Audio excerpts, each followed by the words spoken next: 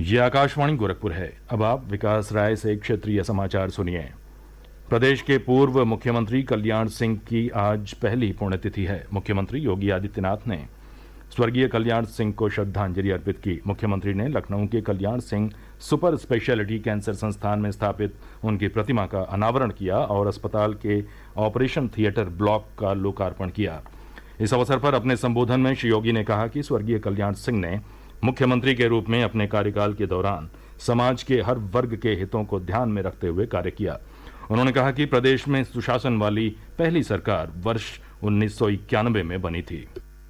जब सुशासन की बात आती है तो आजादी के बाद पहली ऐसी सरकार जो हम सबकी स्मृतियों में है और जिस सरकार ने जो कहा सो करके दिखाया वह सदैव बाबूजी कल्याण सिंह जी की ही सरकार थी जो 1991 में बनी थी। जिस सरकार ने प्रदेश में सुशासन के कुछ मानक तय किए थे, उस मानक के अनुरूप अपनी कार्य पद्धतियों के माध्यम से पहली बार गांव, गरीब, किसान, नौजवान, महिलाएं, समाज के प्रत्येक तबके के हितों के साथ ही अपनी सांस्कृतिक और आध्यात्मिक धरोहर को अक्षुण्ण बनाए रखने के लिए भी कार्य की शुरुआत की। ये वह कालखंड था जब उत्तर प्रदेश एक संक्रमण के दौर से गुजर रहा था। पूर्ववर्ती सरकार की नीतियों के कारण प्रदेश में जगह जगह दंगे हो रहे थे। उन स्थितियों में स्वर्गीय कल्याण सिंह जी ने उस कालखंड में प्रदेश की बागडोर संभाली। कार्यकाल एक बहुत सीमित समय का था, लेकिन उस सीमित समय के कार्यकाल के दौरान ही सरकार की धमक क्या होनी चाहिए यह उन्होंने उस समय साबित करके सुशासन के पुख्ता नींव जो डाली थी, वही पुख्ता नींव आज प्रदेश के समग्र विकास का आधार बन रही है। मुख्यमंत्री ने कहा कि प्रदेश सरकार स्वर्गीय कल्याण सिंह की मंशा के अनुरूप समग्र ग्राम्य विकास की कार्ययोजना को आगे बढ़ा रही है। उन्होंने कहा कि वर्ष 2017 से पहले प्रदेश में ग्रामीण क्षेत्र अंधकार में डूबे रहते थे, लेकिन आज गांवों में एलईडी लाइट की जगमगाहट समग्र विकास की तस्वीर प्रस्तुत करती है। श्री योगी ने कहा कि राज्य सरकार ने स्वास्थ्य क्षेत्र के बुनियादी ढांचे को सुदृढ़ किया है। उन्होंने कहा कि प्रदेश सरकार एक जनपद एक मेडिकल कॉलेज की दिशा में आगे बढ़ रही है।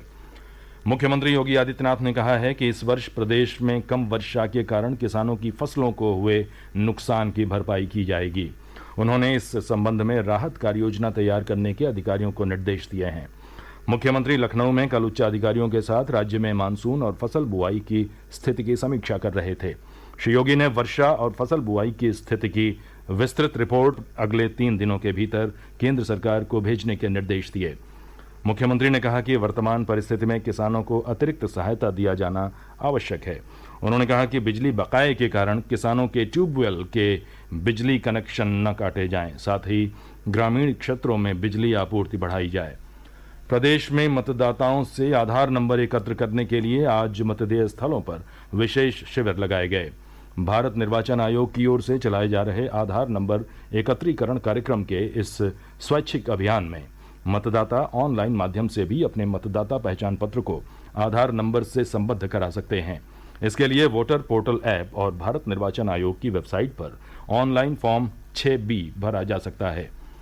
भारत रत्न और महान शहनाई वादक उस्ताद बिस्मिल्लाह खां की 17वीं पुण्यतिथि पर आज उनके पैतृक जनपद वाराणसी में उनके प्रशंसकों ने उनकी मजार पर जाकर दुआख्वानी की और उनके व्यक्तित्व और कृतित्व को याद किया। हमारे वाराणसी प्रतिनिधि ने बताया।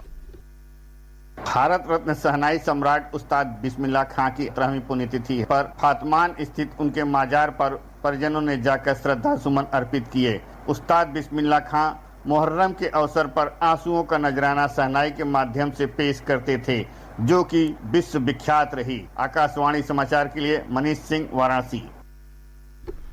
मुख्यमंत्री योगी आदित्यनाथ ने उस्ताद बिस्मिल्लाह खां को उनकी पुण्यतिथि पर श्रद्धांजलि दी। अपने संदेश में मुख्यमंत्री ने कहा कि अपनी मधुर धुनों के जरिए उस्ताद बिस्मिल्लाह खां संगीत प्रेमियों के हृदय में सदा जीवंत रहेंगे। श्रावस्ती जिले में आज एक बस अनियंत्रित होकर पलट गई, जिससे इसमें सवार 36 लोग घायल हो गए। इनमें से 3 की हालत गंभीर बताई जा रही है। दुर्घटना बहराइच भिनगा मार्ग पर थाना सोनवा के रत्नापुर के निकट हुई। प्रत्यक्षदर्शियों ने बताया कि साइकिल सवार को बचाने के प्रयास में बस का चालक नियंत्रण खो बैठा, जिससे ये हादसा हुआ।